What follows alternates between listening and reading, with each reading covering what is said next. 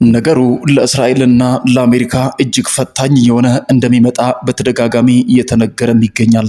እጅግ የሚያስገርመው ነገር ደግሞ ጦርነቱ መነሻና ጠንሳሽ አሜሪካ እንኳን ብትሆን አሁን ባለው ሁኔታ በአሜሪካን ላይ የተሰራ ያለ ሴራ እጅግ ፈታኝ ነው ሲሉ አንዳንድ የዜና ምንጮቻችን ደግሞ እየተናገሩም ይገኛሉ። ነገሩ ለእስራኤልና ለአሜሪካ እጅግ ፈታኝ የሚሆነው ነገር ምንድነው? የሰሜን ኮሪያ እንቅስቃሴ በብዙዎች ዘንድ ድንጋጤን የፈጠረና ቀጥሎ ያለው የጦርነት እጣ ፈንታ እጅግ ፈታኝ ሊያደርገውና የሶስተኛውን የዓለም ጦርነት ፍንጭ የሚያሳይ ነው ሲሉ ዜና ምንጮች እየተናገሩም ይገኛሉ። ነገሩ እውነትም ለኢራን ማዘን ነው ወይስ የቆየ ጸብን የጫረ ጉዳይ ነው ወይ ሲሉ እየተደመጠም ይገኛሉ።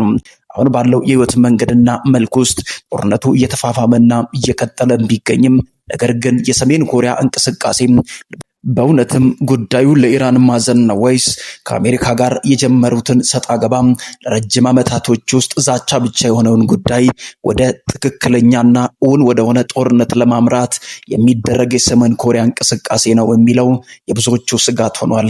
አሜሪካና ሰሜን ኮሪያ የገቡበት ሰጣ ገባ ረጅም ዓመታቶችን የቆየ ነገር ግን ከቃላት ጦርነት በስተቀር ሌላ ምንም አይነት እንቅስቃሴ ያልተጀመረበት እንደሆነ የታወቀ ጉዳይ ነው። ሰሜን ኮሪያ በተደጋጋሚ ለአሜሪካ ምላሽ መስጠት እንደምትፈልግና እንደዚህ አይነት የጦርነት መልኮችን የተጠባበቀች እንደምትገኝ አሁን እየወጡ ያሉ የዜና አውታሮች ይናገራሉ። አሜሪካና ሰሜን ኮሪያ የገቡበት ክርክርና ሰጣ ገባ ረጅም ዓመታቶችን እንደቆየ ቢታወቅም ነገር ግን አሁን ኢራን በሚል ምክንያትና ኢራንን እያጠቃች ነው አሜሪካ በሚል ሰበብ አሜሪካና ሰሜን ኮሪያ ወደ ጦርነት ሊገቡ ይችላሉ የሚል ስጋት እየተነገረም ይገኛል።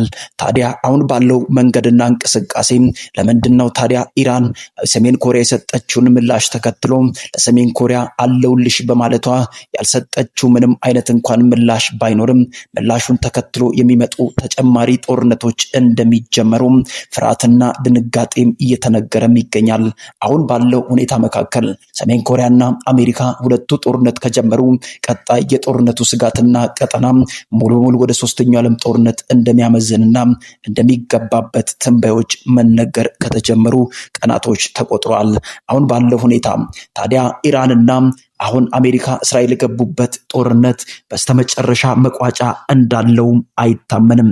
ምክንያቱም አሁን ባለው ሁኔታ ኢራንና አሜሪካ የገቡበት በተጨማሪም ደግሞ የእስራኤል እጅ እንዳለበትና ጠንክሮ እንደቀጠለ የሚነገርለት ይህ ጦርነት ቀጥሎ ያለው የህይወት መንገድና ፈተና ለዓለም መጨረሻ የሶስተኛው የዓለም ጦርነት ተብሎ ስም ከመስጠትም ባለፈ ሙሉ በሙሉ ቀጠናው ወደ ስጋት ዞሮ የሰው ልጆች የህይወት መቋጫ ሊሆን ይችላል እየተባለ ፍርሃትና ድንጋጤም እየተነገረም ይገኛል። ሰሜን ኮሪያን ያበሳጫት ጉዳይ ምንድነው?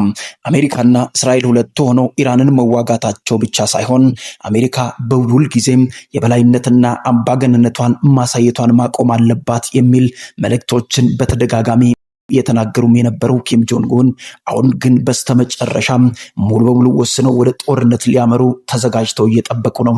አሜሪካ ሰሜን ኮሪያ የሰጠችውን ምላሽ ተከትለው ለምንድነው ለኢራን እስቲ መሳሪያ ቀቢ፣ እስቲ ያለውን ነገር አሳይ፣ ቀጥዬ ካንቺ ጋር ወደ ጦርነት እገባለሁ የሚል እንቅስቃሴ ወይም ምላሽ ሰሜን ኮሪያ ዶናልድ ትራምፕ ያልሰጡበት ምክንያትና የሰሜን ኮሪያ ንግግር ብቻ ሆኖ ነገር ግን ትራምፕ ምንም አይነት ምላሽ ለሰሜን ኮሪያ ዋና መሪያቸው ያልሰጡበት ምክንያት ብዙዎችን ቢያስገርምም ነገር ግን ሰሜን ኮሪያ በእያንዳንዱ እንቅስቃሴ መካከል ምን የተደረገ እንደሆነ ለማወቅ እንኳን ቢከብድም ነገር ግን በሰሜን ኮሪያ ያለ አገዛዝና ስርዓት ቤቱ የተደበቀ የተመሸገና ምን እየተካሄደ እንኳን እንዳለ የማይታወቅ ነገር ግን ራሷን በዝግጅት ያቆየች ብርቱ ሀገር እንደሆነች ይነገራል።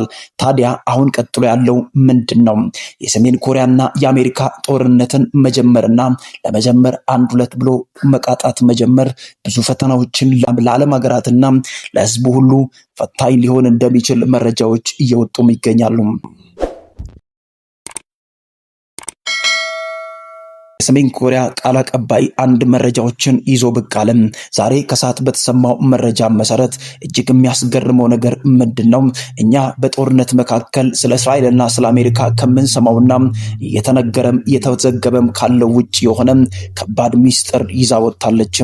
ታዲያ ለምንድነው ኢራን አሜሪካን ጦርነት ውስጥ ገብታ ከአሜሪካና ከእስራኤል ጋር ጦርነት ውስጥ ሆና ታዲያ የገልፍ ሀገር ተብሎ የሚጠሩ ወደ አረብ ሀገራት ሚሳኤሎችን እየላከች ያለችበትን ምክንያትና ሚስጥር እናንተ ታውቃላችሁ ወይ ሲል የሰሜን ኮሪያው ቃል አቀባይ ይዞ ብቅ አለ። ይህ የተነገረው መረጃና የወጣው ጉዳይ ነገርን እጅግ እንደገና ከዲጡ ወደ ማጡ እንዲሸጋገር አደረገ። ይህንን ሚስጥር ሲናገር ብዙ ነገሮች ተከትሎ እንደሚመጡ እንጠብቃለን ሲል ተናግሯል። ይህን ተከትሎ ያወጣው መረጃ እንደዚህ ነው። ታዲያ ኢራንና በተጨማሪ ኩዌትን፣ ቤሩትን ጨምሮ ዱባይን፣ የተለያዩ የገልፍ ሀገራት ወይም በአረብ ሀገራት ተብሎ የሚጠሩ ሀገራት ላይ ታዲያ ለምንድን ነው ኢራን የሚሳኤል ናዳ የምታዘንብበት ምክንያቱ ምንድን ነው ተብሎ ሲነገር ለካ በጦርነቱ መካከል በእነዚህ ሀገራት ላይ ሚሳኤሎችን እየተኮሰች ናት ተብላ የምትነገረው ኢራን እንኳን ተብላ ብትነገርም ነገር ግን አሁን ያለው ሚስጥር እንደዚህ ነው። ነገሩን ተኩሱን እየተኮሰችና ሚሳኤሎችን እየላከችና በቦምቦች ምድሪቱን እያጋየች ያለችው ኢራን ብቻ ሳትሆን ለካ ሁለቱ በአረብ ሀገራት ውስጥ የሚገኙ የገልፍ ሀገራት ተብሎ የሚጠሩት እርስ በርስ ጦርነት እንዲጀምሩ የተደረገ ሴራ ነው እንደሆነ ተነገረ። ይህ ሴራ ደግሞ የተጠነሰሰ ያለው በአሜሪካና በእስራኤል ዋና መሪነት እንደሆነና በሚሳኤሎች መካከል የተተኮሰ ያለው የኢራን ሚሳኤል ብቻ ሳይሆን ዱባይን፣ ቤሩትንና ኩዌትን እርስ በርስ ለማጫረስና ለምሳሌ ሚሳኤሉ የተተኮሰ ያለው ከኢራን ከሆነ ምላሽ ደግሞ ቤሩትና ዱባይ ተሰብስበው ወደ ኢራን ተኩስ ይጀምራሉ።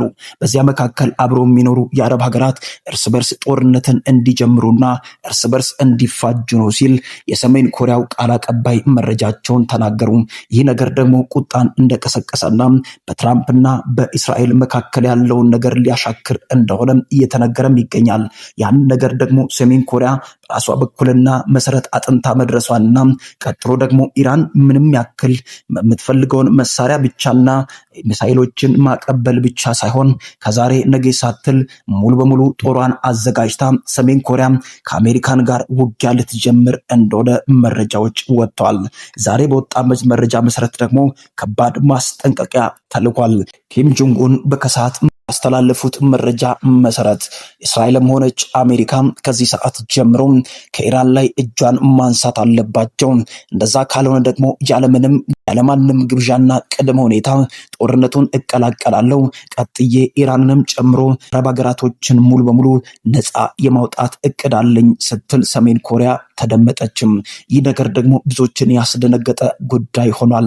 ምክንያቱም የቆየውን ጸብ ወደ ዋና ጦርነት ማምራት የሚፈልጉት ኪም ጆንግ ኡን አሁን ባለው ሁኔታ መሰረት ቃል በቃል እናንተ ብትጋብዙንም ብትፈልጉም ባትፈልጉም ኢራንን ለማገስ በሚል ሁኔታ ወደ ጦርነቱ ገብተን ከአሜሪካን ጋር ፊት ለፊት እንዋጋለን ሲሉ ኪም ጆንግ ኡን መናገራቸው ዓለምን በዛሬው ዕለት ያስደነገጠ መረጃ ሆኗል። ይህንን ጉዳይ ደግሞ አልጀዚራን ቢቢሲንም ጨምሮ ብዙ የዜና አውታሮች ይህንን ጉዳይ እየዘገቡትም ይገኛሉ። ተኩሱ የኢራን ብቻ ሳይሆን ለካ አሜሪካና እስራኤል በተለያዩ አረብ ሀገራት ላይ ሚሳኤል እየተኮሱ ኢራን ናት ማለታቸው ብዙዎችን ያስቆጣ ጉዳይ ሆኖ ከርሟል።